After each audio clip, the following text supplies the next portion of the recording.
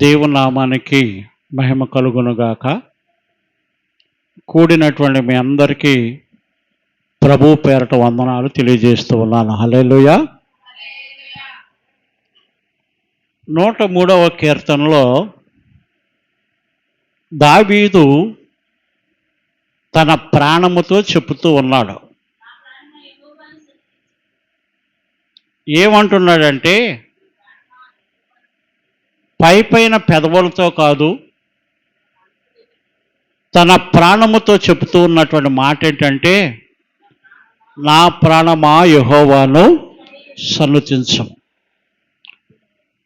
ఎందుకు దేవునిని సన్నుతించాలని దావీదు తన ప్రాణముతో చెప్పుకొనుచు ఉన్నాడో, మనము కూడా మన ప్రాణముతో చెప్పాలి. ప్రాణ, ఆత్మ, శరీరము, ఈ మూడు కలిసి కూడా దేవుని మహింపరిస్తే అది దేవునికి ఇష్టమైనటువంటి ఆరాధన అవుతూ ఉంది. హల్లెలూయా. 103వ కీర్తన 3వ వచనములు అంటారు ఏంటండి? ఆయన చేసిన ఉపకారములో దేనిని మరువకుము, ఆయన నీ దోషములన్నిటినీ క్షమించువాడు, నీ సంకటములన్నిటినీ కుదుర్చువాడు. ఈ లోకములో దోషములను క్షమించేవారు ఎవ్వరూ కూడా లేరు. చాలామంది ఒక గొర్రెనో ఒక మేకనో లేకపోతే తీర్థయాత్రలు చేస్తేనో లేకపోతే నిలువు దోపిడి ఇస్తేనో మనకు కలిగినటువంటి దానిలో కొంత ధనమునో వస్తు రూపంలోనో వాటికి సమర్పిస్తే మన దోషాలన్నీ పోతాయని చాలామంది ఈ లోకంలో ఉన్నవారు నమ్మిక ఉంచుతూ ఉన్నారు. కానీ దేవుని యొక్క వాక్యం ఏమని చెబుతుందంటే, మనిషి యొక్క పాపములను పరిహరించు నిమిత్తము మనిషే మరణించాలని అనేక గ్రంథాలలో కూడా వ్రాయబడి ఉన్నది. మన దేవుడు మన కోసము మరణించి పునరుద్ధరణుడై తిరిగి లేచి ఆయన మన దోషములన్నిటిని కూడా క్షమించి ఉన్నాడు. హల్లెలూయా.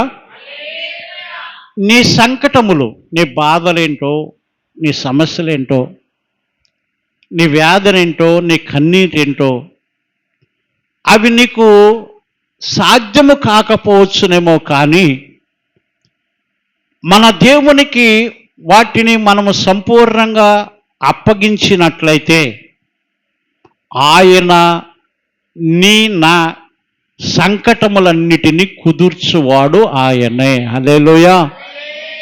హల్లెలూయా. మనం ఏం చేస్తామంటే సంపూర్ణంగా ఆయనకి సమర్పించం. కొంతేమో మన దగ్గర పెట్టుకుంటాం, కొంతేమో మనుషులకు చెప్తాం, కొంతేమో దేవునికి చెప్తాం. ఆకాశమందు ఆసీనుడైన ప్రభువు చూస్తూ ఉన్నాడు, నా భక్తులు సంపూర్ణంగా నాకు సమర్పిస్తారా లేదా అని. వారి ప్రయత్నాలు వారిని చేయనివ్వండి, ఎంతకాలం వారి ప్రయత్నాలు వారు చేస్తారో అని ప్రభు చూస్తూ ఉన్నాడు. నువ్వు ఎప్పుడు వస్తావో తెలుసా?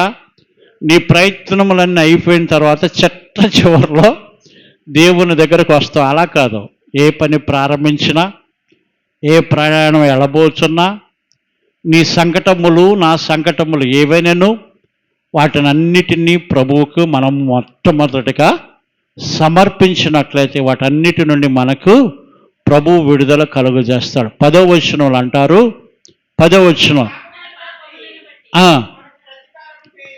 మన పాపములను బట్టి మనం ప్రతీకారం అయితే అసలు మనం ఎప్పుడు ఈ భూమి మీద లేకోకుండా ఉండేవారం. మన పాపముల నిమిత్తమే ఆయన ప్రాయశ్చిత్తం చేశాడు. మన దోషములను బట్టి ఆయన మనకు ప్రతిఫలం ఇవ్వలేదు అంటున్నాడు. మనకి పాపములు చేస్తాం, మనకు అనేక రకాలైన దోషాలు ఉన్నాయి. వాటిని అన్నిటి నుండి విడుదల కలుగొచ్చే నిమిత్తమే ఆ ప్రభు ఈ లోకానికి వచ్చి ఉన్నాడు కనుక మనకు కలిగినటువంటి సంకటములన్నిటి నుండి ఆయన విడుదల కలుగజేసి నీకు నెమ్మది కావాలా, ఆశీర్వాదం కావాలా, ఆరోగ్యం కావాలా, నీకు ఏం కావాలో సమస్తమును కలుగజేస్తున్నాడు. కనుక దావీదు తన ప్రాణంతో చెబుతున్నాడు, నా ప్రాణమా యెహోవాను సన్నుతించమన్నాడు. ఇక్కడ ముఖ్యమైనటువంటి మాట ఒకటి ఉన్నది. 15వ వచనం, నరుని ఆయుష్ గడ్డి వలెనున్నది, పూయినట్లు వాడు పూయును, దాని మీద గాలి వీచగా అది లేకపోవును. మన బ్రతికెంతండి? అబ్బో, మనలో ప్రాణం ఉండగా మనకు బలహీనత కరగకుండా ఉంటే మనల్ని అసలు ఎవడ పట్టుకోలేడు. మనల్ని అసలు ఎవడ పట్టుకోలేడు. దేవుని యొక్క వాక్యం చెబుతూ ఉంది, నరుని ఆయుష్ను గడ్డి పువ్వుతో పోల్చారు. అది ఉదయకాల సమయంలో చాలా చూడటానికి అందముగా, ప్రకాశవంతంగా, తేజస్సుగా ఉంటుంది. సాయంత్రం అయ్యేటప్పటికి అది వాడిపోతుంది. మానవుని యొక్క బ్రతుకు కూడా అంతే. మానవుని యొక్క బ్రతుకుని నీటి బుడగతో పోల్చారు. నీటి బుడగ వెళుతూ వెళుతూ తప్పమని పగిలిపోతుంది. మనిషి యొక్క బ్రతుకు కూడా అంతే. మనం చూసాం సిన్హా గారు, పాస్టర్ గారు సిన్హా గారి విషయంలో. పగలంతా బాగానే ఉన్నారు, 5 గంటలు బలహీనత కలిగింది, హాస్పిటల్కి తీసుకెళ్లారు. 3 గంటలకి స్టంట్ వేసామన్నారు, 6 గంటలకి చనిపోయాడు అన్నారు. అసలు ఎంత యాక్టివ్ పర్సను. మనకి కూడా మరణం ఎట్లా సంభవిస్తుందో ఎవ్వరికి తెలియదు. అందుకనే దావీదు అంటున్నాడు, నా ప్రాణమా యెహోవాను సన్నుతించు. ఎందుకు సన్నుతించాలంటే ఈ దినము వరకు కూడా ప్రభు నన్ను సజీవ లెక్కలో ఉంచి కాపాడి ఉన్నాడు. నా పాపములను క్షమించాడు, నా దోషములను క్షమించాడు, నా సంకటములన్నిటి నుండి నాకు విడుదల కలుగజేశాడు. కనుక ఆయన చేసినటువంటి ఈ ఉపకారములన్నిటిని బట్టి ఆయనను నువ్వు స్తుతించాలంటున్నాడు. హల్లెలూయా. చాలామంది కృతజ్ఞత లేని వారుగా ఉంటారు. చాలామంది ఏదైనా ఇచ్చామనుకోండి, థ్యాంక్స్ కూడా చెప్పరు. అసలు థ్యాంక్స్ కూడా చెప్పరు. నేను 10వ తరగతి చదువుతూ ఉన్నప్పుడు నేను ఇక్కడికి విశాఖపట్నం వచ్చా. మక్క వాళ్ళిద్దరూ ఒక ముస్లిం వాళ్ళ ఇంట్లో రెంట్కు ఉండేవాళ్ళు. ఆయన రంజాన్ సందర్భంగానో ఏదో మొత్తానికి వాళ్ళ యొక్క పండుగ సందర్భంగా ఆయన ఆహార పదార్థాన్ని తీసుకొచ్చి పిలిచాడు. పిలిస్తే నేను వెళ్ళి ఆహార పదార్థాన్ని తీసుకుని వెంటనే లోపలికి వచ్చేసాం. మా అక్క వాళ్ళు అన్నారు, ఆయనకి థ్యాంక్స్ చెప్పావు అన్నారు. చెప్పలేదు అక్క అన్న. అయ్యో అదేంట్రా, ఆహారం ఇస్తే ఆయనకి కృతజ్ఞత చెప్పపోవటం ఏంటి అన్నారు. నాకు తెలియదు. చాలామంది దేవుడు చేసినటువంటి మేలులను మర్చిపోయేటువంటి వారుగా ఉన్నారు.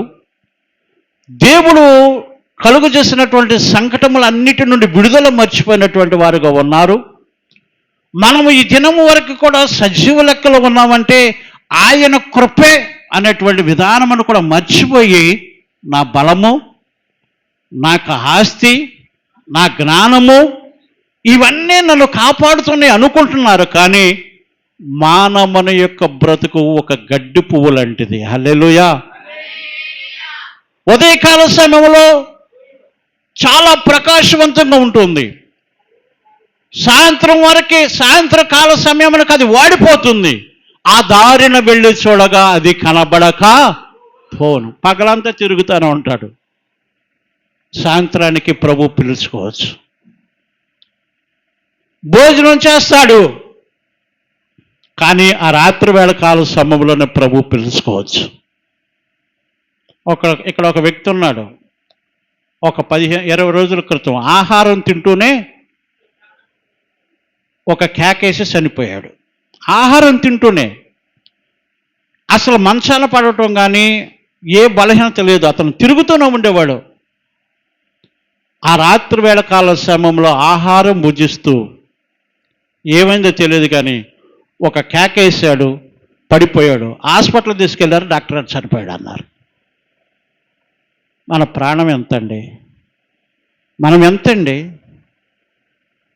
అందుకనే దావీదు అంటున్నాడు, ఈ దినము వరకు కూడా ప్రభువు నన్ను కాపాడాడు కనుక ఆయన చేసినటువంటి మేలులను, ఆయన చేసిన ఉపకారములను సమస్తమును బట్టి నా ప్రాణమా యెహోవాని సన్నతించుమంటున్నాడు. హల్లెలూయా. ఈ కొద్ది మాటలను ప్రభు మన ఎన్నికలలో నీరు కట్టి ఫలింప చేయునుగాక.